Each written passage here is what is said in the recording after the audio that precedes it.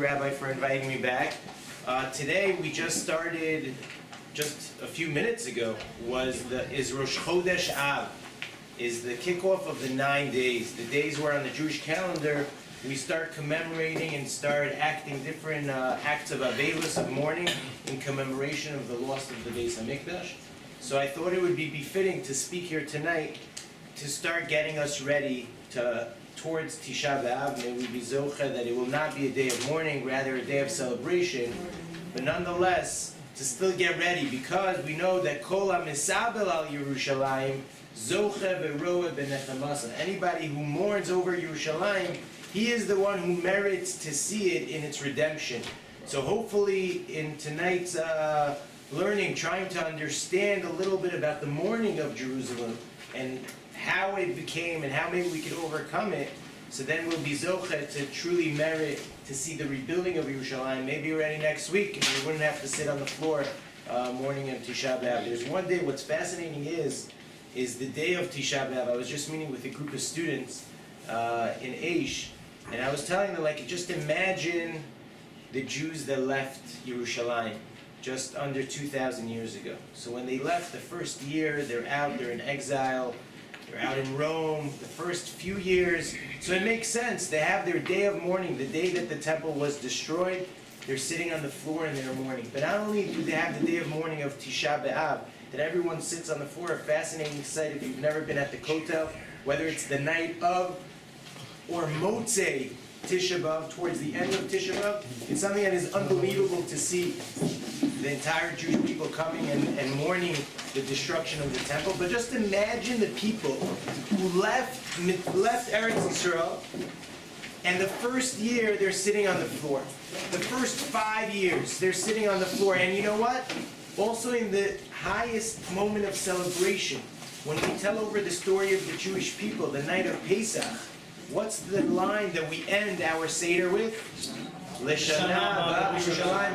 the highest day of the year, Yom Kippur. How do we end Yom Kippur? So I can only imagine that the Romans in the first few years were saying, oh, okay, look at them, they're still mourning.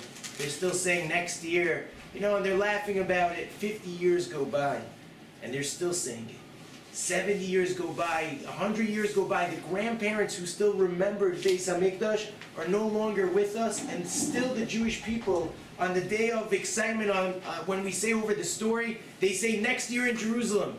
And then when we say Yom Kippur, we blow the shofar, we say next year in Jerusalem, and one day a year we sit on the floor and we cry and we mourn the destruction of the temple. So 100 years go by, they're like, wow, these guys are a bit nuts. This nation is crazy. 150 years go by, 200 years, 500 years. By now they're like, you guys are off your rocker. You're still saying L'shana Haba B'Yerushalayim Abnuya. You're still sitting on the floor and mourning. What are you guys, crazy? But what happens 1,000 years go by? 1,500 years go by, and we still have the same custom. When it's our moment, our biggest peak, when the whole family's together saying over the story of the Jewish people, Yom Kippur, or one day a year sitting on the floor. But now 2,000 years have gone by. And now who's laughing? Now who's crazy? We're still sitting on the floor because we haven't had the full redemption. But look at us now. We're in Yerushalayim. We're rebuilding Yerushalayim with our own hands. We're building Yerushalayim, unfortunately, as we've experienced this week, as we experienced last week. It's still not Yerushalayim Habnuya. It's still not in its full redemption. The Bnuya is also a spiritual rebuilding where we can make this world a better place. And that's why it is up to us to learn tonight what brought about the destruction of the temple. Because if we understand what brought about the destruction of the temple, so then we might merit not just to say L'shana Haba B'Yerushalayim Abnuya, not just to remember that Yerushalayim is still in our hearts, but to actually rejoice in the building. So if you take a look at source number 1, we have a few sources here tonight, but I wanted to show the sources inside, and you're going to see throughout the night why I wanted you to see the psukim inside.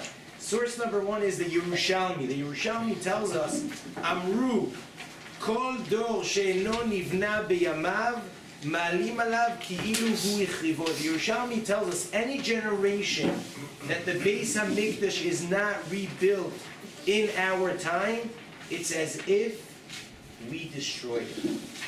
which means that if the temple was around in our time, it might have been destroyed as well. We like to think, if we would have been at the time of the temple, it wouldn't have gotten destroyed. We're good people. But the Yerushalmi is telling us that we still have to take a close look inside personally and inside collectively, nationally. What is it that we have yet to fix? Because if the temple is not built in our generation, so then it's as if it would have been destroyed. So I want to take a look at what the Gemara tells us, a very famous Gemara that tells us why the Beis HaMikdash was destroyed. Look at the Gemara in Yuma, source number 2. Mikdash Rishon mipnei macharav. The first temple, why was it destroyed? Mipnei shlosha dvarim shayu bo. Because of 3 things that happened during the first temple period. Avodah zara, gilui arayot, v'shfichut damim. They served idols, they had inappropriate marital relationships, v'shfichut damim, and they were murderers. Meaning the Jewish people at the time, even though they were they were Jewish, they kept most of the laws, but they killed one another. They literally were murderers. They served idol worshippers, they had inappropriate relationships, and that's what brought about the destruction. The Gemara continues and gives a whole explanation where you see it in the verses in Tanakh that they had all of these things. If you skip to the second to last line from the bottom, third to last line from the bottom, Aval Mikdash Sheni, Shehayu Oskim Batorah Ubemitzvot Ubigmilut Chasadim. The second temple, the Jewish people were learning Torah. They were doing kindness. They had a lot of gemachim, and they had Zakah, and they had Yad Ezra V'Shulamis, and Yad Ezra and Yad Eliezer. Then all these extra Gmilut Chasadim, gemachim, and there were Torah institutions, and there were full closets, and there were Steinsalz, and there was Torah learning everywhere, and everybody was doing great things, just like we're doing today. They were learning Torah, and there were acts of Gmilut Chasadim, Mipnei Macharev.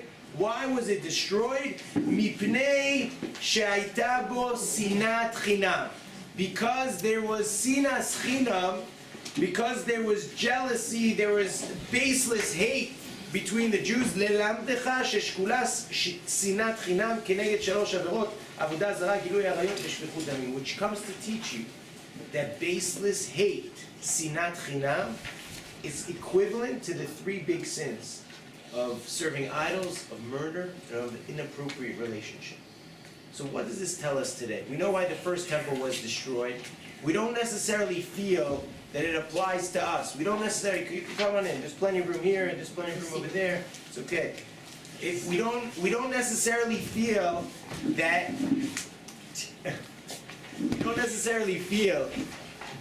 the sins of the first temple apply to us. Because let's get real. Baruch Hashem, we live in a nice moral society. I don't believe anybody in this room is a murderer. And I don't believe anyone in this room serves Avodah Zarah.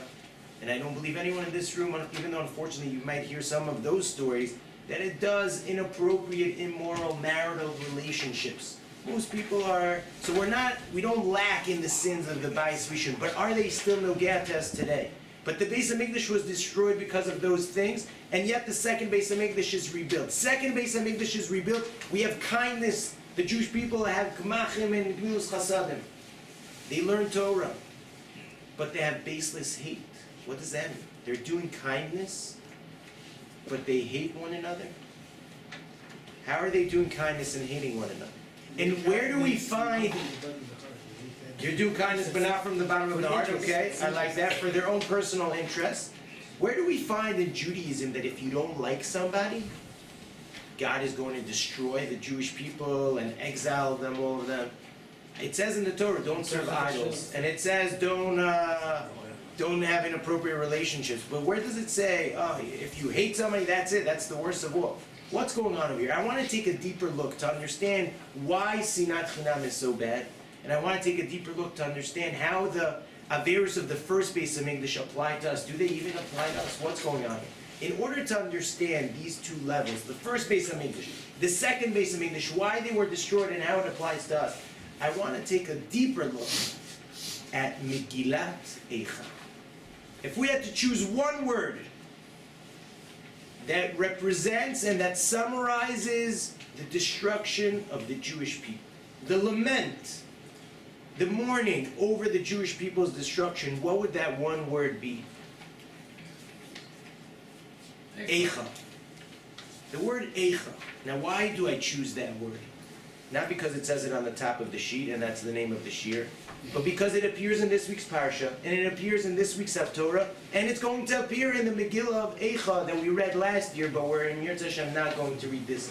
If you look at paragraph number 3, in this week's parsha, Moshe Rabbeinu, when he's saying over the story to the Jewish people, this is his great final speech. Sefer Dvarim is called Mishnah Torah. It's written by Moshe Rabbeinu. We pretty much finished the 4 books of God, and we're now reading the first book of Moses, and together it's considered the 5 books of Moses. Moshe Rabbeinu in Sefer Dvarim pretty much tells the Jewish people in his last major speech before they go into the land of Eretz everything that happened.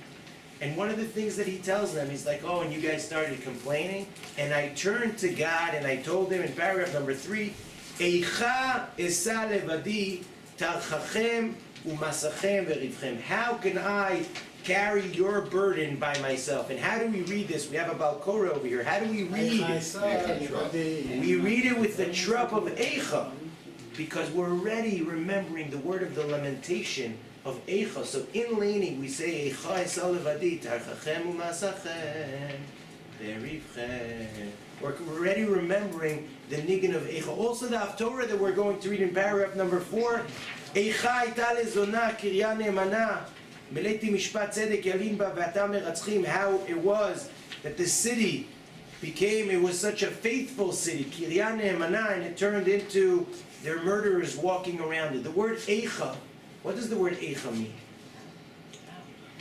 How? How did this happen? How could I carry you myself? And in paragraph number 5, what we read last year in Eicha, Eicha Yoshva Badad, Ha'ir Rabat Yam. How does this city sit by itself in solitude? Hayta ke'almana. It's like a widowed wife. Rabati bagoyim, sarati bamdinot, hayta lemas. The word Eicha comes to represent the mourning of the Jewish people. What is so special about this word Eicha? The Gaon tells us if you want to understand anything in Judaism, you need to find it the first time it appears in the Torah. Where does the word Eicha appear for the first time in the Torah? Now, when it appears with the same letters, but not with the same meaning. And that's in paragraph number 6. Vayikra Hashem Elokim el Adam, vayomer lo Aicha. And God turns to Adam after the sin of Adam and Chava, and he tells him, Aicha. Where are you? Where are you? Where are you? That's what the word Eicha in its deepest root means. It means Eicha, where are you? HaKadosh Baruch Hu is asking, where are we? Same letters, you see the letters in paragraph number 6, the last word, same letters, but a different meaning. Where are you? Now I want to take you even further. And for that we're going to go. Well, come on in. We're good. We're good. Don't. It's okay, even if people walk in front. It's okay. In the chair? I want to take a look at the Zohar in paragraph number 7. Okay, let's take a look at the Zohar in paragraph number 7.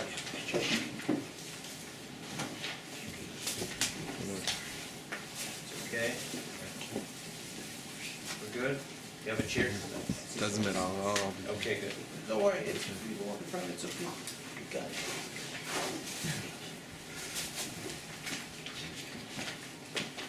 Okay, so just to bring us back into things, okay?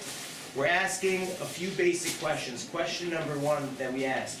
We wanted to understand what were the reasons that the Beis HaMikdash was destroyed. Because we know that if we were not Zocha to build the Beis HaMikdash, it's as if the Beis HaMikdash was destroyed in our time. The Gemara tells us the Beis HaMikdash is destroyed 2 reasons. There's one reason for the first Beis HaMikdash, which is the 3 major sins. Second Beis HaMikdash is because of Sinat Chinam. We want to know, why is Sinat Chinam so much, it's worse, or it's parallel to the 3 major sins, that the second temple is destroyed for that reason, even though they were tzaddikim, and they were Gemilas Chasadim organizations, and they were learning Torah. What is it about Sinat Chinam that destroyed the Beis HaMikdash that we're still suffering from it today, and how can we overcome it? To understand this, we wanted to take a look at the word that represents the lamentation, the sadness of the Jewish people, which is the word Eicha, that appears in the Parsha, appears in the Navi, appears in Megillat Eicha. What does the word Eicha mean? It means Eicha. How did this happen? But the first time the word Eicha truly appears in the Torah is all the way back, Sefer Bereshis, Adam Arishon, after the sin of Adam and Chava. It's the same letters, different pronunciation. Ayeka, where are you? So how did this happen?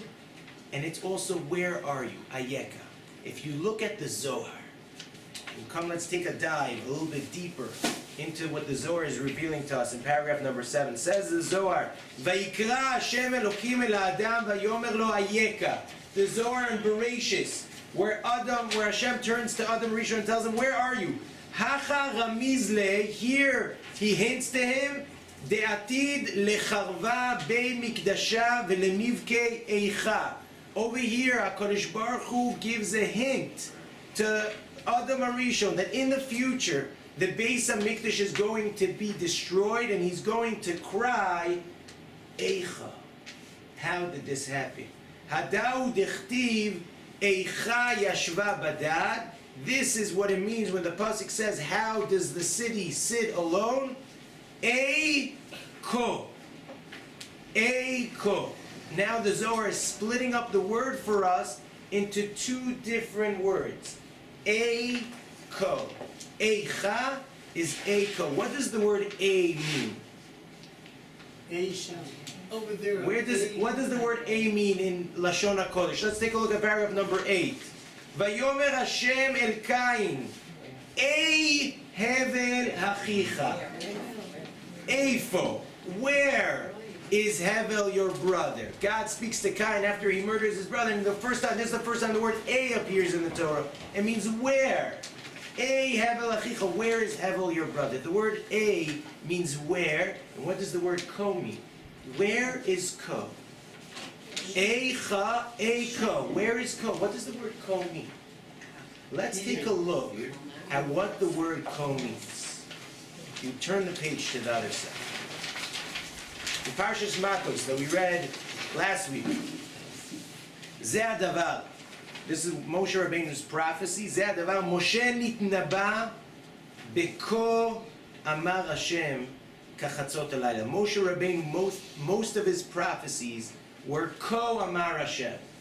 And throughout all of Tanakh, Ve'anevi'im nitnabu Beko Amar Hashem. This is what Hashem said. Mosaf alehem Moshe shenitnaba belashon zehu hadavar. Rashi in last week's parsha tells us that all of the Nevi'im, their prophecy comes with the words, we see this throughout all of Tanakh, Ko Amar Hashem. This is what God said. The word Ko is the midah of Hashem in which the Nevi'im are able to give over the prophecy that they see. What does that mean? How do the Nevi'im see the prophecy different than Moshe Rabbeinu? Moshe Rabbeinu was able to see things crystal clear, in a clear glass. The Nevi'im are not able to see things so clearly, and therefore they need to compare one thing to the next. They see some sort of vision, and they need to compare it. That's how the prophets give over the prophecy. The word Ko represents the prophecy and the connection that the Jewish people have to HaKadosh Baruch Hu, and it's done with the prophecy of Ko Amar Hashem. This is what Hashem said. Now if I take you a little bit further, look at paragraph number 10. Ko is not just a relationship through prophecy of Ko Amar Hashem, and we're going to go a little bit deeper and deeper in the word Ko, and you're going to see where it appears throughout the Tanakh, and I'm only giving a few points of where it appears, and it's just going to blow your mind. Unbelievable what the Zohar is telling us with that one line. Unbelievable. Famous pasuk that we all know in paragraph number 10, we're going to look at it totally different. God gives the 10th and most difficult test to Avram Avinu. I want you to take your son, your beloved son, your only son, the one that you love, the one that you've been waiting for so many years, and bring him up as a carbon. Where? At the place that I will show you. You just go walk and I will show you a place, which ends up being where Hara Moriah is Hara Bayis. Okay, but look at what the pasuk says. On the third day, Avram lifts up his eyes and he could see the place from afar. And Rashi tells us he sees that there is a cloud on top of the place. He sees the sign. This is the place. Vayomer Avraham el ne'arav. Avraham tells his boys, Shvu lachem po im hachamor. I want you to stay here with the donkey. Ve'ani ve'anar, and me and the boy are going to go where? Nelcha ad ko. Ve'nishtachave ve'nashuva alechem. We're going to go to Ko, to a place called Ko, and we're going to bow down, and we're going to come back. We're going up to Har Moriah. We're going up to the place that in the future is going to be the Beis HaMikdash, and we're going Ad Ko, which literally means, the Pashup Shah means we're going to go until there, and we're going to bow down and come back. But it's not just another word, Ad Ko. It's not Stam. We're going to go until the place of Ko. What does that mean, the place of Ko? If you look at paragraph number 11, what is this place? Many years later, the same place, Yaakov Avinu is on his way out to Haran. He's running away from Esav that wants to kill him. Where does he go to sleep after 14 years that he was in the yeshiva? He's about to leave. He goes to sleep and he's got that famous dream. What happens over there? Vayikatz Yaakov mishnato. Yaakov wakes up from his dream. Vayomer achen yesh Hashem b'makom hazeh ve'anochi lo yadati. Hashem is in this place. I didn't even realize. This place that my father was called Ko, in this there's godliness over here. There's some spirituality. He had this dream with the angels going up and down. וירא ויאמר מה נורא המקום הזה, אין זה כי אם בית אלוקים וזה שער השמיים. And he's fearful and he says, it's amazing. This is the gate of heaven. This is the house of the Lord. And look at what Rashi says, זה שער השמיים, מקום תפילה לעלות תפילתם השמיים. But this is the place where all the prayers descend. All the prayers go up from this place. ומידרשו, and the Medrash means, שבית המקדש של מעלה, sorry, it's misspelled over there, של מעלה, מכוון כנגד בית המקדש של מטה. The Beis HaMikdash of Mala is parallel to the Beis HaMikdash of Mata. Meaning there's two Beis HaMikdash. There's two Jerusalems. There's Yerushalayim Shel Mala, a spiritual Yerushalayim, and there's the physical Yerushalayim that we live in. And they're parallel one to the next. Remember that we said that the prophets, they prophesied with the word ko, because they see something, it's up there, they don't fully understand, and then they need to translate it into physical words and into physical explanation of what it means over there. There's a copy and paste, there's a parallel world, there's the spirituality, and the prophets need to explain it now, this is what it means in the physical world. When it comes to the Beis HaMikdash, it's the same thing. There's the Yerushalayim Shel Mala, and there's the Yerushalayim Shel Mata. And it gets represented with what word? With the word of Ko. The Ko means, and it represents the relationship. Now, who are the people that serve and do the avoda in the place that's called Ko? What are they called, those people that do the avoda? Kohanim. Kohanim. A Kohen. The Kohanim. Now, how do you spell Kohen? You have the Chaf Hey and the Nun. If you take the Chaf Hey, what's the gematria of Chaf Hey? The numerical value of the Chaf is 20, of a Hey is 5. In Judaism, when you take the numerical values of things, so they have a representation. So you take the Ko, the numerical value is 25. The Nun Sophist, which is the ending of the Kohen, is what? Is 50, which represents, if you have 25 and 25, a Kohen that does service down here is parallel to a Kohen that does service, a spiritual work up in the Beis HaMikdash of Shemayim. So you have 25 and 25. What does that come out to? To the 50. There is the parallel world. There is spirituality between this world and the world to come. And that is the Kohen. And what is the bracha that the Kohanim give us? Take a look at paragraph number 13. Hashem tells Moshe Rabbeinu, Daber el Aaron ve'el banav le'mor, speak to Aaron and his children to say, Ko tevarechu et bnei Yisrael lemor lahem. Ko should be the bracha. This should be the bracha that you give the Jewish people. Yevarechecha Hashem v'yishmerecha. Ya'er Hashem panav elecha v'chuneka. Yisa Hashem panav elecha v'yasem lecha shalom. But the way it's introduced is with the word Ko. And it's not a coincidence that when we lost the Beis HaMikdash, and idols were put into it, and the Chashmonaim came and liberated the Beis HaMikdash and rejuvenated it and built it all together, that holiday is called Chanukah. Chanukah. That they rested on 25th of Kislev, which means Chanukah, which is the same word of the Ko. Unbelievable. The Beis HaMikdash, the prophecy. The word Ko means a relationship that we have from this physical world to Hashem in the spiritual world. And look at what the Kli Yakar says on that pasuk by Birchas Kohanim. Umilas Ko, and he just wraps it up for us because there's so many Ko's in the Torah, you have to understand it. Ubemilat Ko Chatam Kol HaBrachot. The seal of all the brachos is with the word Ko, of Ko Tevarchu is Bnei Yisrael, Shiyu Dugmat Birkat Avraham. The bracha of the Kohanim is similar to the blessing that God gave to Avram Avinu, Shenit Barech, Beko, because Avram Avinu was also blessed with the word Ko, Sheneemar, Ko Yezaracha. Avram Avinu was given that blessing of Ko Yezaracha, may your children be like that. Which means that they're going to have a unique, special relationship with Hashem. Ve'al ken ratza Bilam, remember the parsha of Bilam?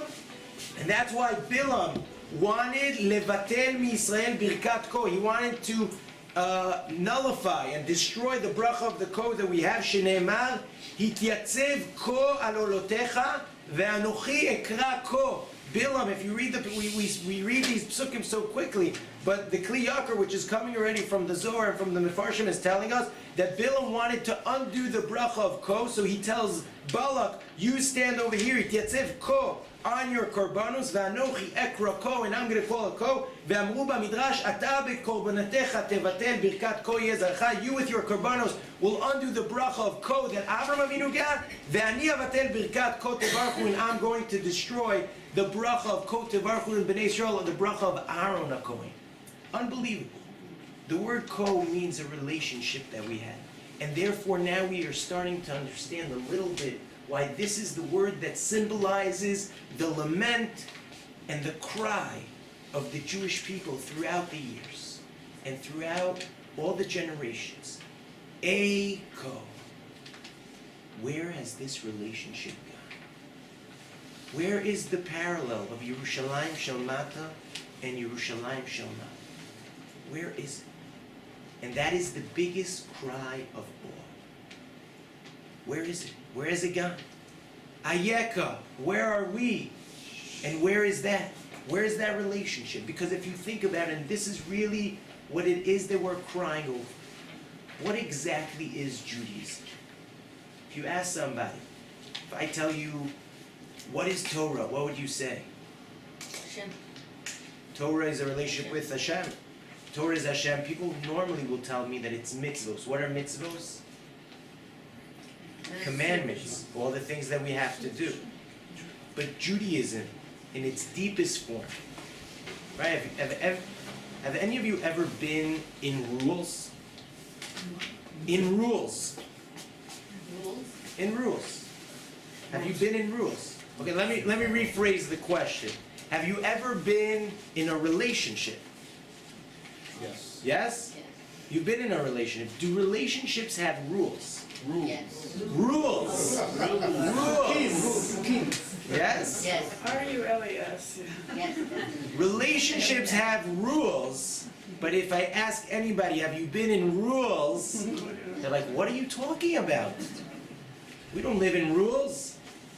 We live in a relationship. But every relationship has rules, right? I'm married to my wife. We have rules. There's rules of how we, we're married only to one another. We're loyal to one another. We help one another out. But if I'm driving home, my wife calls me, I'm hungry.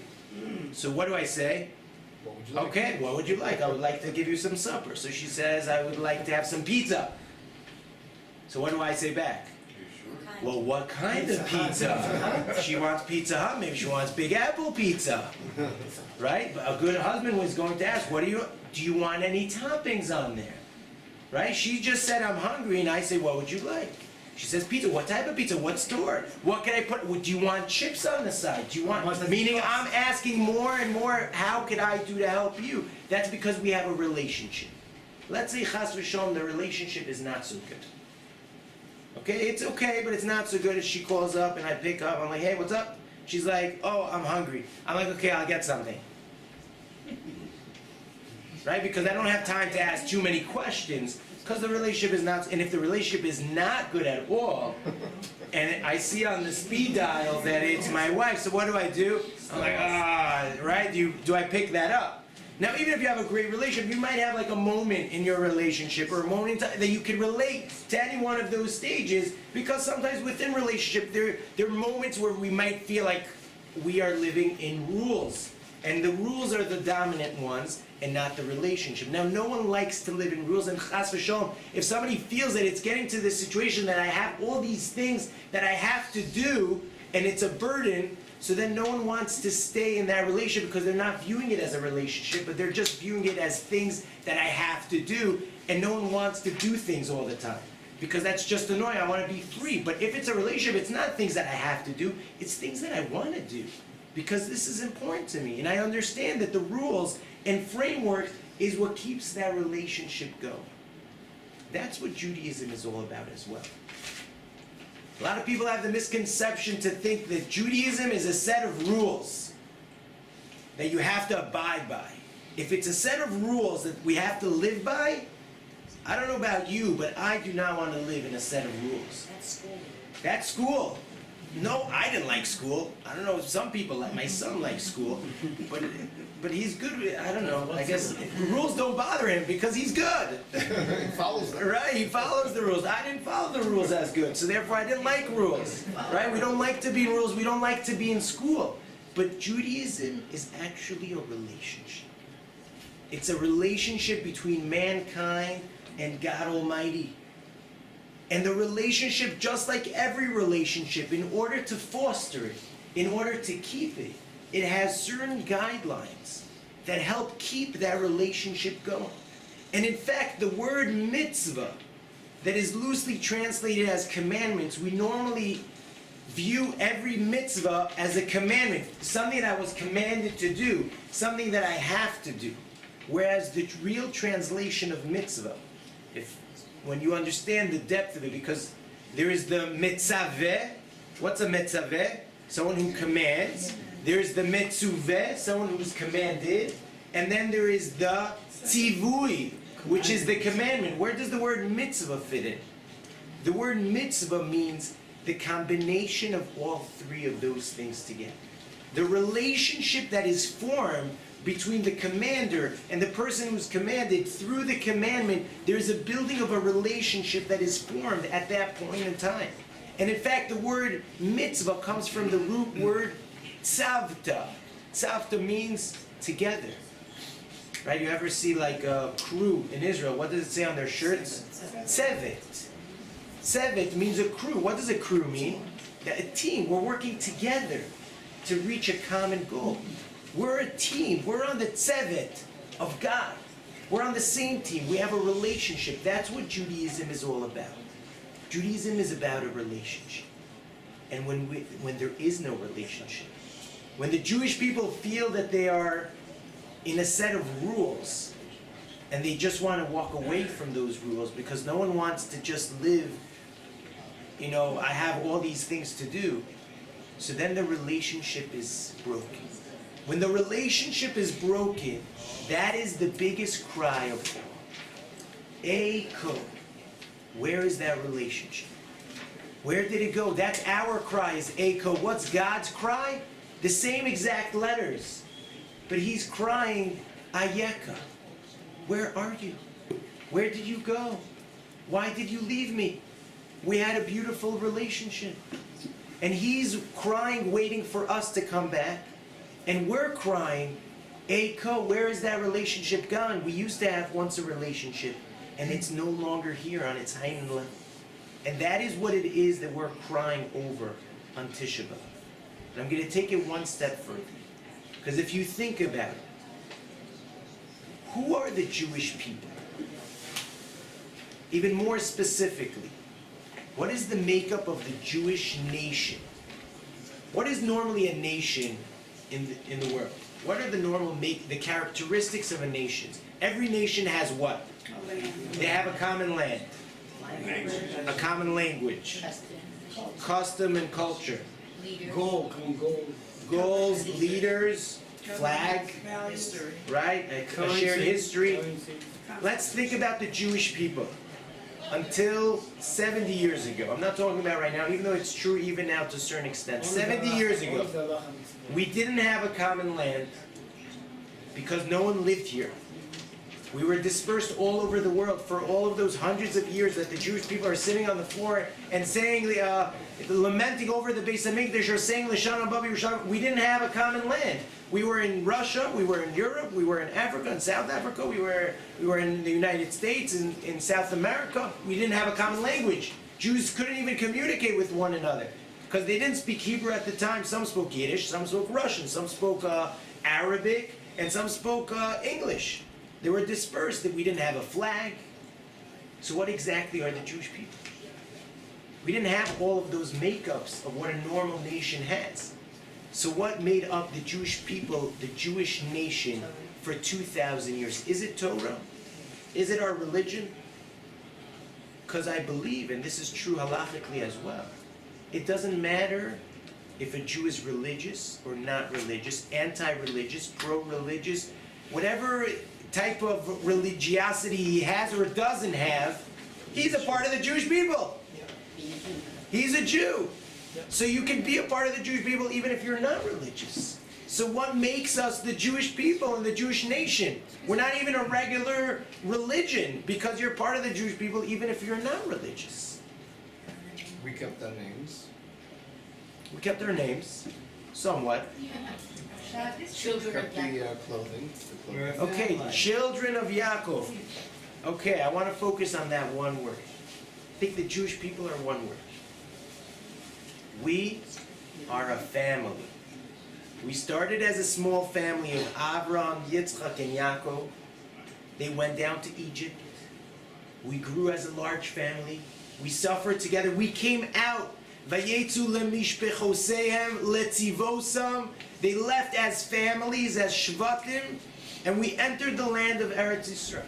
We came back home to the homeland of our family. Now, when you have a family, sometimes it's not always so simple. I don't know how it was like in your day, but when I grew up, my parents moved to New York when I was 8 years old. We moved to Washington Heights. Any of you know Washington Heights? So we lived on Amsterdam Avenue, Washington Heights, 186th Street, small apartment. Okay, yeah, YU, right there. Small apartment. In those old apartments, we were like, there were 3 Jews in the building. Rav David Lifshitz was there, and we were there, and there was one other family that was there. Me and my brothers shared a room. Okay, we lived in one room. Now, me and my brothers together, my older brother, he's great, he's my role model, I love him so much, but when we were kids, we used to go at it. Right, you know how kids, they only make up when they're like later? Okay, so we used to go at it, and we were very competitive. And we used to fight, and he said, no, I don't, you take that picture down, and no, I don't want, and he drew the string in the middle of the room, and don't cross the side, right? I don't know if you've had that with your kids. Kids could have a fight, and we would fight with one another. But what happened when I went to school, and we barely spoke English at the time, because we were Israeli kids that moved to America, and someone would pick on me. Who would be the first one to start, to stand there up for me? It would be my brother. Don't mess with my brother. Don't mess with him. Right? He was like an Israeli kid. He's like, don't start with my brother. So he would protect me. So brothers, family, sometimes when we're in the same family, we're in the same home, we'll end up fighting. But if someone, chas v'shalom, starts up with our family, then we stand up for one another. Unfortunately, we see that today. We see it today here in Eretz Yisrael, which is our little home, our little room. You take that picture down. No, I want this land to look like this. No, I want it to look like that. And everyone has his opinion how he wants his room to look. But if chas v'shalom someone starts up with our family member that moved away from our home for a little bit, because sometimes an uncle can move out to a different country for a few months. Sometimes it could be for 3 years. Sometimes for 30 years. Sometimes it could even be for 300 years that the uncle left the family, but he comes back home. And if somebody starts with somebody in Paris or in the United States, it doesn't matter. We don't ask, did they attack a frum Jew? Was he right wing or was he left wing? Was he a Democrat? Or we don't ask those questions. He attacked my family member. So we stand up to protect him. And if somebody attacks our home, again, we don't ask, what miflaga did he vote for? Our family. You don't mess with our family. We feel that sense of family. The Jewish people are a family. We feel it. We know it. Unfortunately, in times of need, that's when we feel it the most. But as all parents, we don't want our kids just to get along when someone is picking on one of the brothers in school. We want them to be able to sit around the table together. We need to be able to figure out how to be a family here in Eretz Yisrael as well. The Jewish people are a family. But a family is not just a family. Right? Because if we ask around here, everyone has a different family name. Why is it important for the Goldbergs that there should be more Goldbergs in the world? Why is it important I'm a Goldvicht. I take pride in the fact that I'm a Goldvicht. Why is it important that I'm a Goldvicht? And I want my kids to do that. Because every family feels that they bring something. That their family brings something to this world. And every family does bring something to this world. Everyone brings something unique. And we know, oh, my grandfather did this, or my grandmother did this, and my parents did that, and my kids are doing this. And we want that legacy to continue. Because we bring something unique. The collective Jewish family brings something unbelievable to this world. Because on our journey as a family back home, we stopped at Har Sinai. And when we stopped at Har Sinai, we got the 10 Commandments, and those are the core values of the Jewish people. We got the Torah, which is based on those Aseret Dibros. That was our journey in the desert, which is what? It's the basic values of humanity. How to make this world a better place.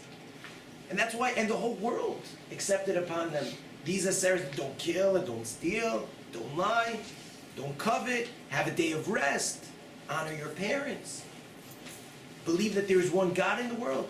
The world didn't just accept these values overnight.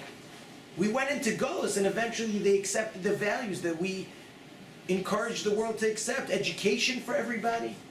This is what Judaism brought to the world. We're a family with values. And that's why we want to keep this family alive. But this family and those values are built on a relationship that the Jewish people have with HaKadosh Baruch Hu.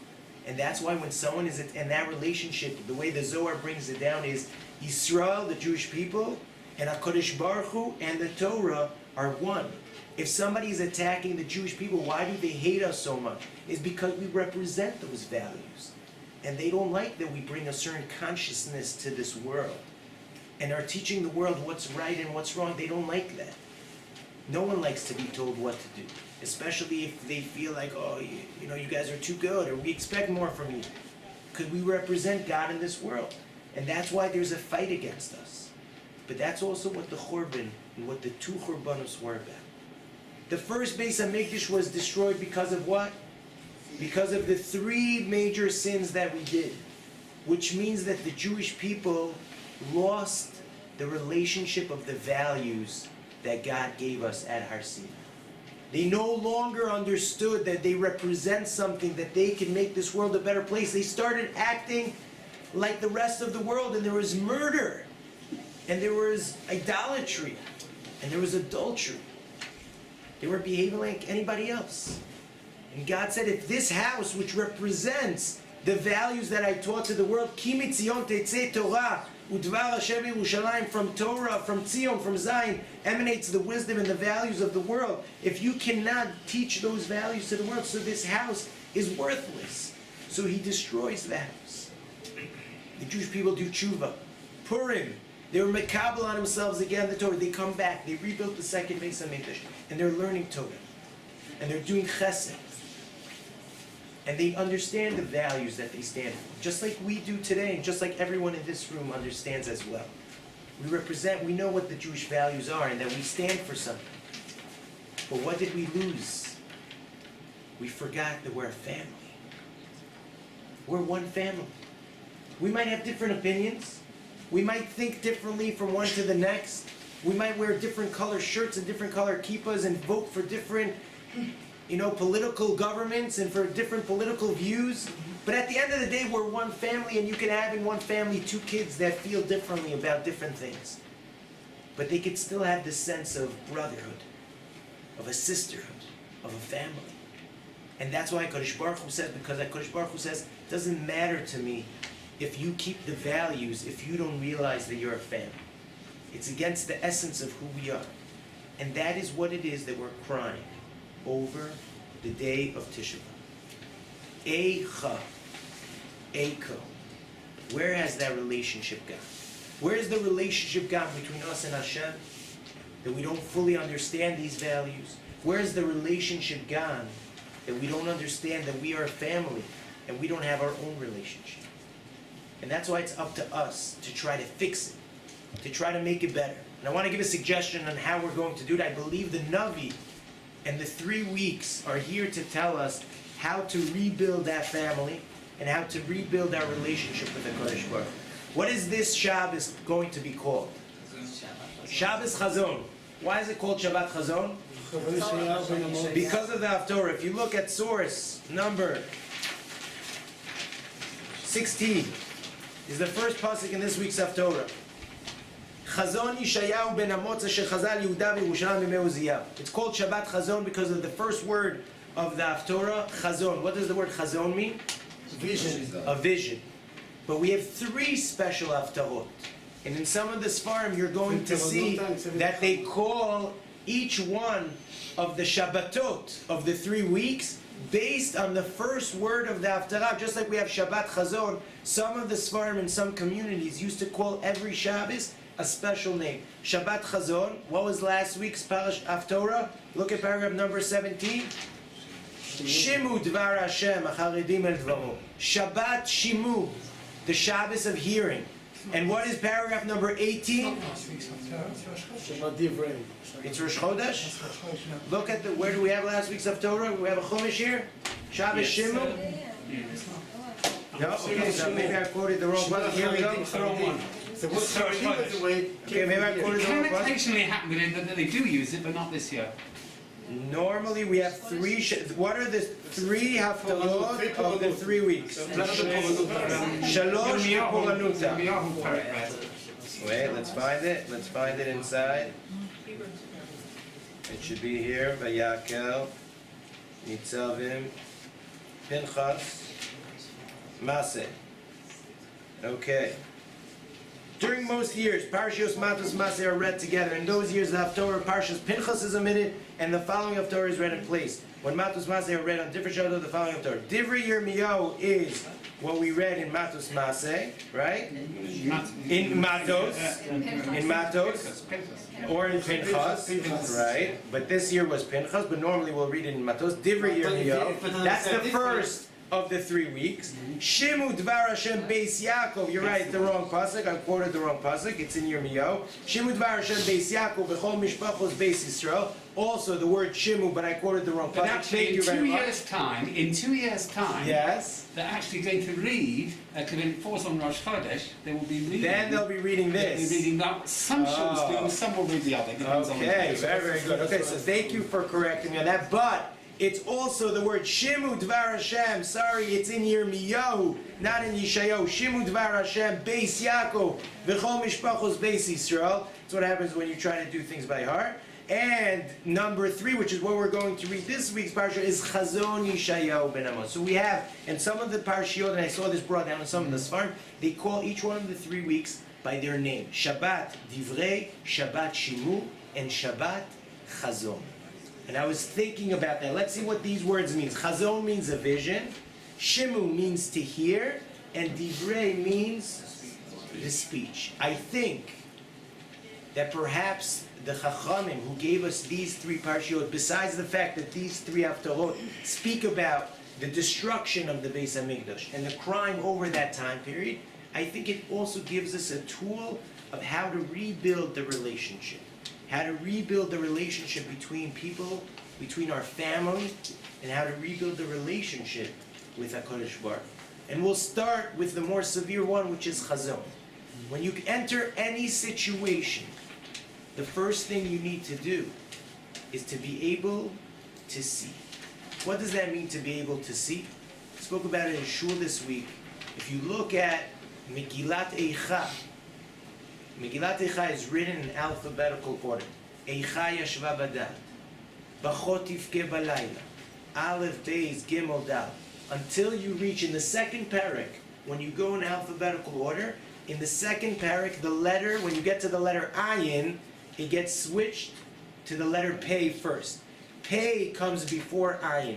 Patzu alecha piyim. When you get to Megillas Eicha, look at it. The second parak and in the third parak, the letter Pei is before Ayin. And the Gemara in Sanhedrin Daf Kuf Dalet asks, why did the Navi Yirmiyahu switch the order around? Why did he put the letter Pei before the letter Ayin? Everyone knows that Ayin comes before Pei. Answers the Gemara that Yirmiyahu Navi was in his lament over the Churban, was giving us a hint, telling us why there was even the destruction of the Beis Hamikdash. Why this day turned into the day of the 9th of Av, the day of crying. Why? Because of the sin of the Meraglim.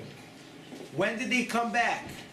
On the 9th of Av, and that night they were crying. What does that have to do with Pei and Ayin? Says the Gemara that the Meraglim spoke with their peh before they saw with their Ayin.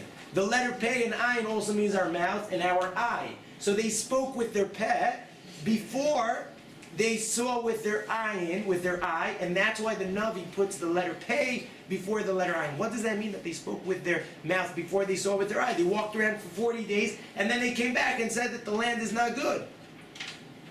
Because the Zohar tells us that the Meraglim, even before they went into the land of Eretz Yisrael, they had already decided that they do not want to go in. We're surrounded by clouds of glory. We are the leaders of the Jewish people. If we go in there, we're going to have to start working the land, and then we won't be the Nesiim anymore. They didn't want to go in. When somebody does not want to do something and he's going on a mission, what does he see? You only see the negativity that you choose to see. And what's amazing is the Gemara tells us that all these things happen. HaKadosh Baruch Hu made that they'll be busy at a Levaya. The day that they came to the big city, the entire city went to a Levaya. They were burying people. There was a certain, something that happened. Because HaKadosh Baruch Hu wanted it to be easy for them so that nobody would spot them. But what did they see? They saw that this is an Eretz Ocheles Yoshveh. It's a land that people die in there. They're always seeing the negative thing. The fruits are so big, but they're not seeing how fruitful it is. They're saying, look at the giants. There's no way we're going to conquer it. Everything that could have been seen as a blessing, they end up seeing as something negative. How often do we do the same thing? When we meet someone who's slightly different than us, who thinks differently than us, who votes for a different political party than us, who favors a different soccer team than us, or a different baseball team because he's a Yankee fan and he's I want to get started over there, right, with the Red Sox, right? They're different rivalries. But are we judging people before we even have a chance to meet them? Are we speaking with our mouth before we see with our eye? The Hatorah of Shabbos Chazon is telling us you want to be able to rebuild any relationship. Step number 1 is Chazon, is truly see people for who they are. Do not come with preconceived notions. Do not come with, I already made up my mind of what I think about that sect of Jews and that sect of Jews and those groups and that group and I know everything and I've already judged everything, and now when I meet them they already fit into the categories that I've already put in my mind. Try to see things and situations for what they truly are, and only after you see it with clean eyes then can you speak. So the first step is to see. Once you see, the next step is Shimu Dvar Hashem.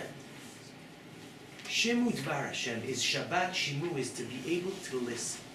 First, you're not coming with your preconceived notion. The moment you don't come with a preconceived notion, suddenly there's a person in front of you, and you can actually have a conversation with them. Because if you already have your preconceived notion, you're not even going to get into a conversation with somebody that seems different than you. Why would I speak to that guy? Or to that person?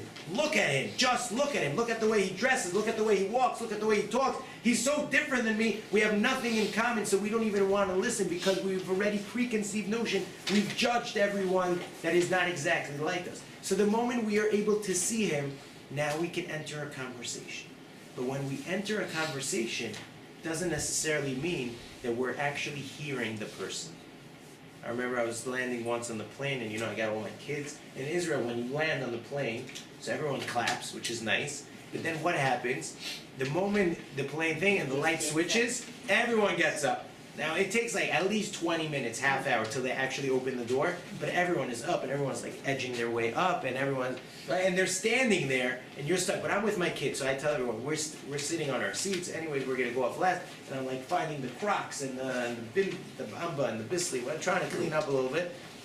And I'm overhearing two ladies that must have sat a few rows back. They've already edged their way up. They're continuing their conversation. And they're screaming at one another. You know, one seemed a little bit more religious than the other. You can't tell. I don't know. It was two ladies. But it was during the election times. And everyone was saying, oh, we're going to win and we're going to do that. They weren't really talking to one another. They were talking one at another.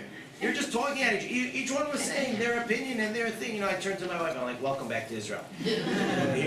But we have to learn. It could be in America also, especially the last elections, right? It could be anywhere. But at the end of the day, the question is, are we listening to one another? Are we listening to one another?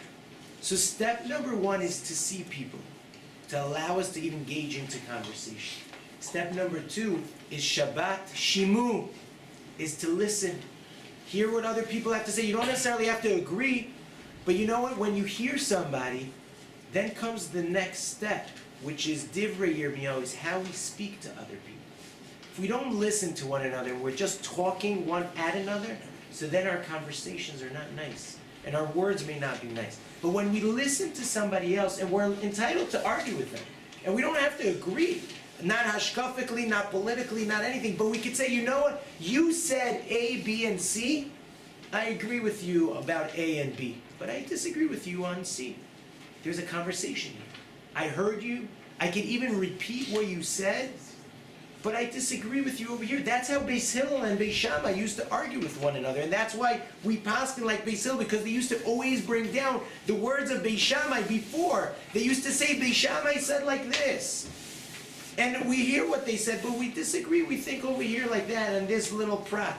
They were friends. That's a machlokes l'shem shamayim that we are still learning today. They used to marry one another, even though they had different hashkafic and maybe even political views. But at the end of the day, they were able to see one another. They were able to hear one another, and they were able to talk to one another. I believe if we take in the lesson of the 3 weeks of chazon, of seeing, of shimu, of hearing, and of Divrei Yirmiyahu, of speaking, that will start mending our family, bringing our family back together. We're still waiting for the rebuilding of the Beis HaMikdash that was destroyed because of Sinat Chinam. When the Beis HaMikdash is destroyed because of Sinat Chinam, our family in a way has fallen apart. Our job in this generation, and we're started it. We're back here, we're rebuilding Yerushalayim. We don't want to go anywhere. We don't want to go back into Galus. We want to stay here, and we want to build a kingdom that is going to be united, that is going to stay here forever. Lenetzach netzachim, with Malchus Beis David, with the Malchus of HaKadosh Baruch Hu, to show the entire world our relationship with HaKadosh Baruch Hu and our relationship with one another. That's what Tisha B'Av is all about. It's not just a day of mourning. It's a day of sitting on the floor and having real reflection and introspection and looking inside. Eicha. Eicha. Where is the ko? How did this happen? That's the word Eicha. How? How did this happen? Ayeka is where are you? And that's God talking to us. Where am I? Where are we? Are we looking out for one another? And it's our cry of Eiko. Where is that relationship that we used to have? Ko Amar Hashem. Nilchad Ko, the Kohanim. Where is that relationship that we used to have? And that relationship falls down into those two categories. The categories of the relationship that we have with the Kodesh Baruch Hu, understanding that it's not rules, it's a relationship. But the relationship that we have with one another as a family. That's what this day is all about. That's what this coming week is all about. Today is the Rosh Chodesh Av. Mishenichnas Av mimatim b'simcha. It's the time, it doesn't mean that we're sad entirely, but we reduce our simcha a little bit, which is a time for us to think, to get more serious. How can we really connect? How can we rebuild our relationships with our family and rebuild our relationship with the Kodesh Baruch Hu? I believe if we go through the 3 weeks and their process of being able to see other people, also seeing the mitzvos and the Torah for what it is, not judging it. Oh, we already have our preconceived concepts about certain mitzvos. Taking things for what they are. And then trying to hear, to learn what Judaism is telling me, learn what the other person is telling me, and then divrei yirmiyahu, and then the ability to speak to somebody else, to speak words of Torah, to ask good questions. That will rebuild our relationship with the Kodesh Baruch Hu, will rebuild our relationship as in our family, and will be zocha to kol ha-misabel al Yerushalayim. Anyone who mourns over Yerushalayim will merit to see it rebuild, and we see it very soon in our time. Thank you very much.